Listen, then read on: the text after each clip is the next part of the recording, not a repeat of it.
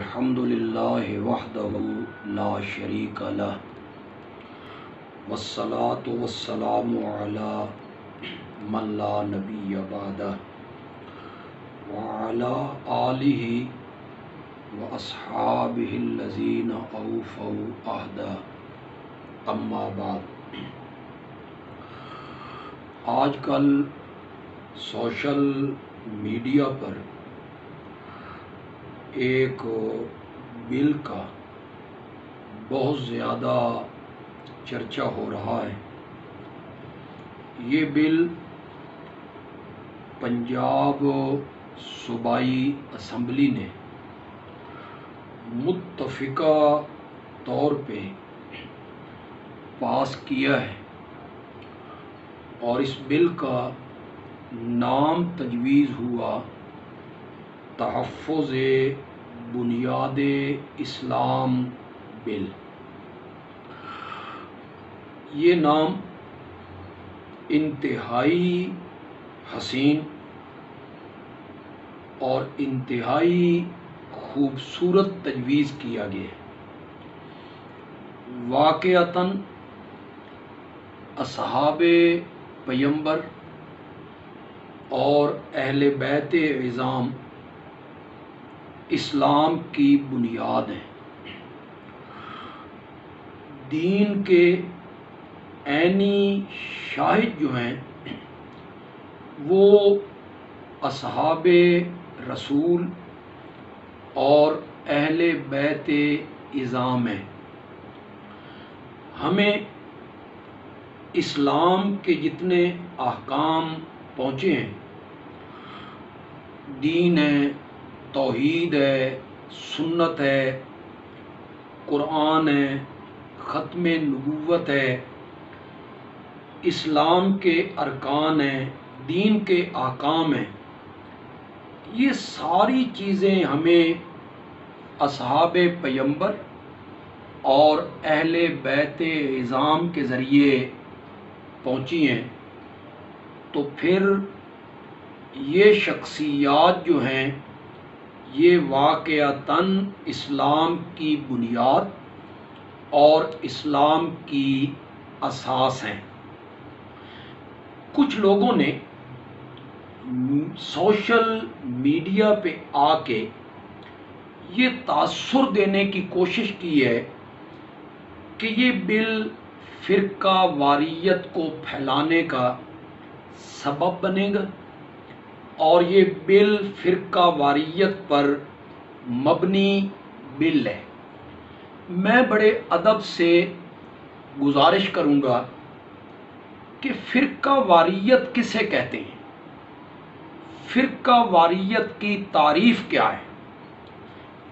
کیا توحید کو بیان کرنے کا نام فرقہ واریت ہے؟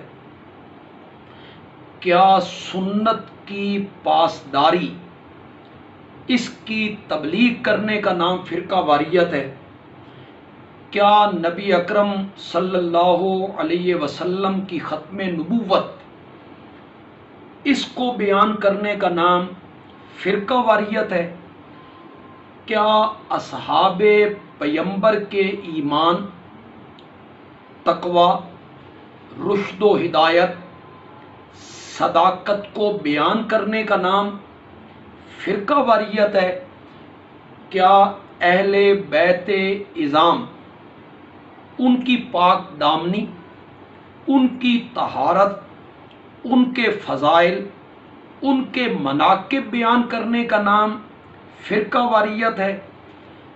ذرا اہل علم لوگ میری اس بات پر غور کریں کہ فرقہ واریت کی تعریف تو کرو کہ فرقہ واریت کیا ہے۔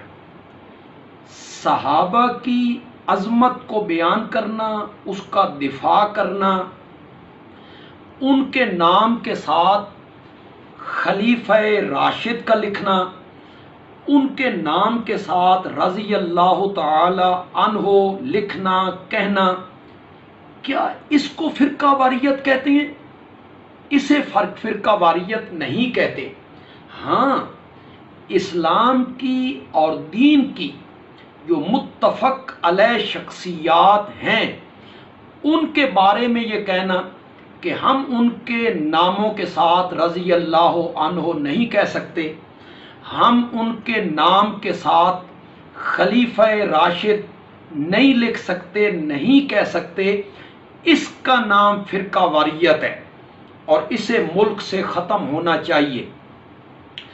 آپ کہتے ہیں کہ ہم خلفائے ثلاثہ حضرت سیدنا صدیق اکبر، حضرت سیدنا فاروق اعظم، حضرت سیدنا عثمان ذو النورین رضی اللہ تعالی عنہم، ہم انہیں خلیفہ راشد نہیں مانتے، ہم ان کے اسماء گرامی کے ساتھ رضی اللہ تعالی عنہ کہنے کے لیے تیار نہیں ہیں۔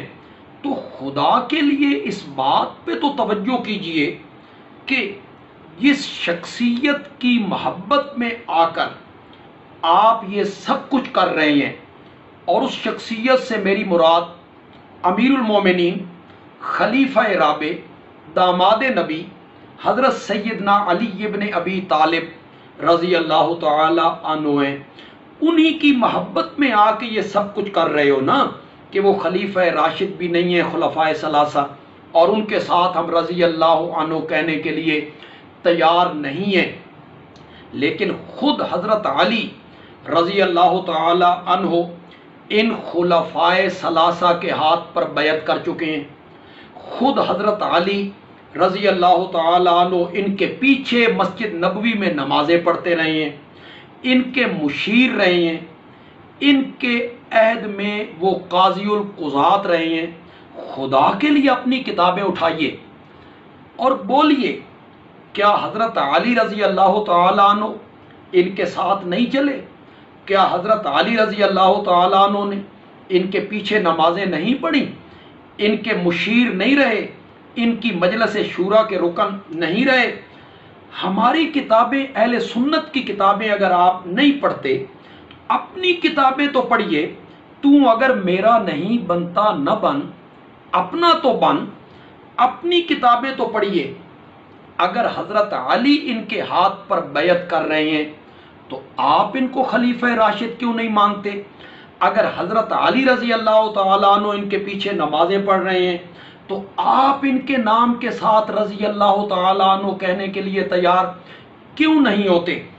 آپ نے کہا کہ ہم حضرت معاویہ کو صحابی بھی نہیں مانتے، اور ہم حضرت معاویہ کے نام کے ساتھ رضی اللہ عنہ کہنے کے لیے تیار نہیں ہیں، اور وہاں بھی آپ نے وجہ یہی بیان کی کہ وہ حضرت علی کے مقابلے میں آئے، انہوں نے حضرت علی سے جنگ کی، اور جو حضرت علی سے جنگ کرے ہم تو ان کے نام کے ساتھ رضی اللہ تعالی عنہ کہنے کے لیے تیار نہیں ہیں۔ تو آپ نہج البلاغت اٹھائیے، یہ آپ کے مسلک کی سب سے معتبر کتاب ہے، جس میں حضرت علی کے خطبے اور جس میں حضرت علی کے مکتوبات درج ہیں، اٹھائیے۔ اس جنگ کے بعد حضرت علی کا نقطہ نظر کیا تھا؟ وہی نقطہ نظر ہے جو آپ کا ہے، یا حضرت علی کا نقطہ نظر مختلف ہے؟ حضرت علی رضی اللہ تعالیٰ عنہ نہج البلاغت میں جب انہوں نے ایک مکتوب تمام صوبے کے گورنروں کو جاری فرمایا، یہ نہج البلاغت کا صفحہ 502 ہے۔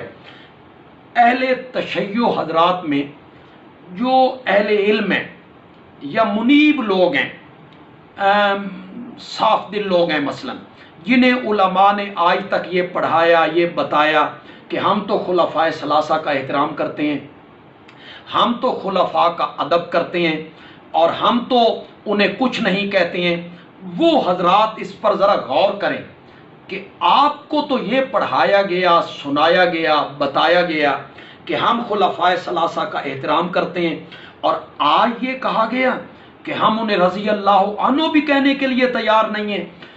ایسے اہل تشیع حضرات نہج البلاغت کے صفحہ 502 پر حضرت علی کا یہ مکتوب رضی اللہ تعالیٰ عنہ خلیفہ راشد، حضرت علی خلیفہ راشد، ان کا یہ مکتوب گرامی وہ نہج البلاغت میں پڑھیں۔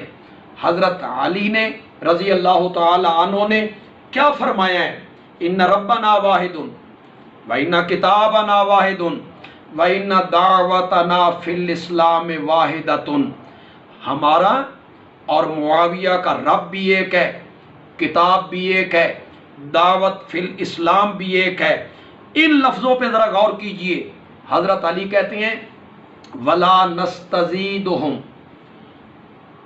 فی الایمان باللہ ولا یستزیدوننا، ایمان میں ہم حضرت معاویہ سے بڑھ کر نہیں ہیں اور ایمان میں حضرت معاویہ ہم سے بڑھ کر نہیں ہیں۔ جنگ ہو چکی ہے، اس کے بعد حضرت علی رضی اللہ تعالیٰ عنہ کا یہ ارشاد ہے، اور وہ اپنی طرح حضرت معاویہ کو مومن مان رہے ہیں، اور آپ اس بنا پر کہنا چاہتے ہیں کہ چونکہ جنگ ہوئی تھی لہٰذا ہم ان کے نام کے ساتھ رضی اللہ عنہ کہنے کے لیے تیار نہیں ہیں۔ پھر خلیفہ راشد امیر المومنین حضرت سیدنا علی ابن ابی طالب رضی اللہ تعالی عنہ کی شہادت کے بعد خلیفہ راشد حضرت سیدنا حسن رضی اللہ تعالی عنہ جب مسند خلافت پہ آئے تو انہوں نے حضرت سیدنا معاویہ رضی اللہ تعالی عنہ سے صلح کی تھی۔ رجال کشی آپ اٹھائیں، حیات القلوب آپ اٹھائیں، بہار الانوار آپ اٹھائیں، تاریخ کی ساری کتابیں آپ اٹھائیں جو آپ کے مسلک کی ہیں۔ حضرت حسن رضی اللہ تعالیٰ عنہ نے حضرت معاویہ رضی اللہ تعالیٰ عنہ سے صلح کی، کس بنیاد پر؟ اپنی خلافت بھی ہینڈ اوور کر دی، اور اپنی خلافت جتنی علاقے پہ ان کی امارت اور حکومت تھی وہ حضرت معاویہ کے سپرد کر دی۔ مجھے بڑا افسوس ہے، مجھے انتہائی افسوس ہے کہ جس سے حسن نے صلح کی تھی آپ اس سے جنگ کر رہے ہیں، آپ اس کی مخالفت کر رہے ہیں۔ خلیفہ راشد حضرت سیدنا حسن رضی اللہ تعالیٰ عنہ ان سے صلح کر رہے ہیں، تو جن سے حضرت علی رضی اللہ تعالیٰ عنہ کے بیٹے حضرت سیدنا حسن رضی اللہ تعالیٰ عنہ نے صلح کی ہے، ہم اس سے جنگ نہیں کرتے، تو آپ ان سے کیوں جنگ کر رہے ہیں؟ آپ حضرت حسن رضی اللہ تعالیٰ عنہ کی اقتداء کیوں نہیں کر رہے ہیں؟ آپ حضرت سیدنا علی رضی اللہ تعالیٰ عنہ کی بات کیوں تسلیم نہیں کر رہے ہیں؟ انہوں نے ان سے صلح بھی کی ہے، انہوں نے ان کے ہاتھ پر بیعت بھی کی ہے، انہوں نے حضرت سیدنا معاویہ سے وظائف بھی وصول کیے ہیں۔ تو میرے عرض کرنے کا مقصد یہ ہے کہ یہ بل جو پنجاب صوبائی اسمبلی نے پاس کیا ہے، یہ بل فرقہ واریت کے خاتمے کے لیے انشاءاللہ کلیدی کردار ادا کرے گا۔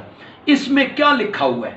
اس میں یہی لکھا ہوا ہے نا کہ جب کوئی تحریر کرو گے، کوئی کتاب میں نام لکھو گے خلفائے راشدین کا، تو اس کے ساتھ خلیفہ راشد آپ لکھیں گے، ان کے نام کے ساتھ آپ رضی اللہ عنہ کہیں گے، اور اہل بیت اعظام ان کا جب نام آئے گا تو امہات المومنین ان کے نام کے ساتھ ام المومنین آپ لکھیں گے، اور رضی اللہ تعالی عنہا آپ لکھیں گے۔ اسی طرح حضرت سیدہ فاطمہ رضی اللہ تعالی عنہا ہیں، اور حسنین حضرت حسین رضی اللہ تعالیٰ عنہ، حضرت سیدنا حسن رضی اللہ تعالیٰ عنہ، تو ان کا نام آئے گا تو ادب سے لیں گے، احترام سے لیں گے، رضی اللہ عنہ ان کے ساتھ لکھیں گے۔ تو یہ ادب کرنا، احترام کرنا، یہ ہمارے دین کا حصہ ہے، اور یہ فرقہ واریت کا جو ناسور ہے اس پر انشاءاللہ اس بل پر عمل پیرا ہوگا تو اس ناسور پر قابو پایا جا سکتا ہے۔ میں جمعیت اشاعت التوحید و سنہ صوبہ پنجاب کے نائب امیر ہونے کی حیثیت سے اس بل کے ساتھ مکمل طور پر اتفاق اور یکجہتی کا اظہار کرتا ہوں، اور صوبائی اسمبلی کے جتنے اراکین ہیں اور خاص کر کے جو سپیکر ہیں جنہوں نے اس میں ایک کلیدی کردار ادا کیا ہے، جن صاحب نے اس بل کو پیش کیا ہے اسمبلی میں، اس بل کو پیش کرنے میں انہوں نے کردار ادا کیا ہے، جن ممبران نے اس کے حق میں ووٹ دیے ہیں، وہ سب ہمارے لیے قابل احترام ہیں۔ ہم انہیں خراج تحسین بھی پیش کرتے ہیں اور ہم انہیں مبارکباد بھی دیتے ہیں۔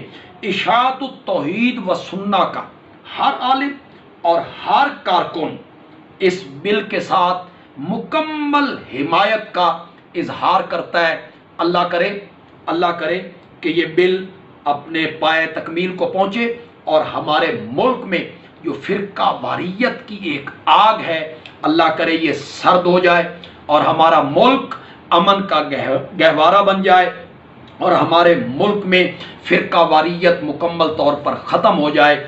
وما علینا الا البلاغ المبین۔